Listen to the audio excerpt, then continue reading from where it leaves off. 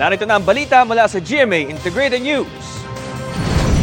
Naibalik na sa normal ang supply ng kuryente sa Panay Island.